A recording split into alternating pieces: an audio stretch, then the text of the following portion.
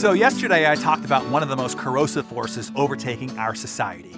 It's a disease, and many otherwise good people have caught it and might not know that they haven't. So many have been infected that it has become an epidemic in the United States, a pandemic globally, and that disease is cynicism. Cynicism plagues the mind. It warps perspective and it rots character from the inside out.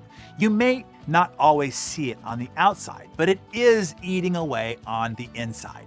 I mentioned Abraham Lincoln's warning. Our greatest danger is not a threat from armies on the outside, but from the enemies within our borders, one that can kill us by suicide. That enemy within is cynicism. It's easy to look around at our current culture and see others who are cynics. It's easy to recognize the cynics around you. We all know cynics. Many of us are related to them, maybe even married to them. But what about the one that stares back at you in the mirror in the morning? Is that person a cynic? Are you sure? I felt we better follow up and do a neck up check-up. The cynic might not only be out there, it might possibly be, if even only a little, in here. With only a little bit of this disease in your system, it can eventually be fatal. It eats away at you, even if slowly, until it ultimately consumes you entirely. This isn't just metaphorical. It's a medical fact. According to the American Academy of Neurology, those with high levels of cynical distrust are 3 times more likely to develop dementia, depression, and suffer other health problems such as heart disease, Crohn's disease, Alzheimer's, and other cancer-related early deaths. If you are more likely to lean towards mistrust, suspicion, and conspiracy, you may be suffering from something more than grouchiness, something insidiously bad for your health, well-being, and creative life force. So let's do that checkup to see if you tend to agree with any of these sentiments, okay? Most people will lie to get ahead. Most people will use unfair means to gain a profit, even if it means taking advantage of others.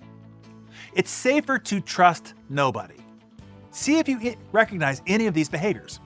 You silently roll your eyes at happy people. Secretly, you think that they're probably faking it. You think people who look successful are probably faking it. You think people who look like they are struggling are probably faking it too. You scoff at people in love. You doubt it's real. You don't trust people's promises. You doubt people's generosity. You don't expect kindness or reciprocity. This way, you won't be disappointed. You criticize most everything and most everyone, well, because, you're just being honest. You're not especially happy with how your life is at the moment, maybe for a while now, and you aren't particularly optimistic about change because change, well, it's overrated, and you don't really believe things or people can change anyway. You rationalize that you are being realistic, that life, you say, you just have to deal with reality. But these are not the ways of the realist. These are the ways of the cynic. Does any of that hit you in the solar plexus? Now, let me make one important distinction. This is not having a lack of discernment or even a healthy amount of skepticism. Being a rational human being in a world filled with propaganda, self-serving solicitations, and commercial gimmickry, it does require that we question all that we're told, treat nothing as gospel, and be no one's disciple. Yes, we should consider what we're told. Take in input, seek counsel, consider the information, then let your decisions and actions be a product of your own conclusion, filtered through your own values, perspective, and personal philosophy. Not just defaulting to distrust, cynicism, conspiracy, pessimism, and bitterness. Do you see and understand the difference?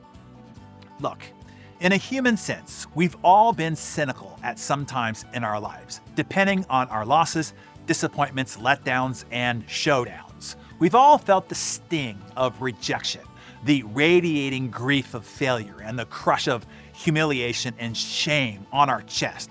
But it is how we respond to our human anguish that matters. Do we quickly recover our moments of bitter cynicism, or do we build a wall, a permanent structure of pessimism, mistrust, and suspicion around us, thinking that we are smarter for it, more clever for it, and stronger for it?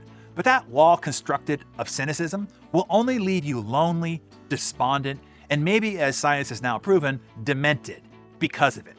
Now you ask, is there a cure if you got a touch of cynicism? Is there a vaccine to prevent you from catching it? The answer is yes, there is. Here's your prescription. You're going to want to write this down. 1, you have to eradicate all cynicism and cynics from your life. They are infecting you. Any news, information, and inputs of cynicism that you have, turn them off. They are infecting you. Any cynical people and associations that you have, turn them away. They're infecting you. Number 2, start thinking for yourself with your own individual rational mind, not your tribal blind allegiance. Start with these foundational building blocks. Life is mostly beautiful. People are mostly good. You are mostly good. Most things are possible. Most things are possible for you. To be alive right now in your life, in your body, in your circumstance is a blessing. It's a gift, one to be immensely grateful for. With that reset perspective and new personal philosophy, your creative capacity will be released. You will experience a new aliveness and well-being, a new curiosity and connection to the world, to others, and to yourself. And now, from this moment forward, you can finally start living the life that you were meant to live.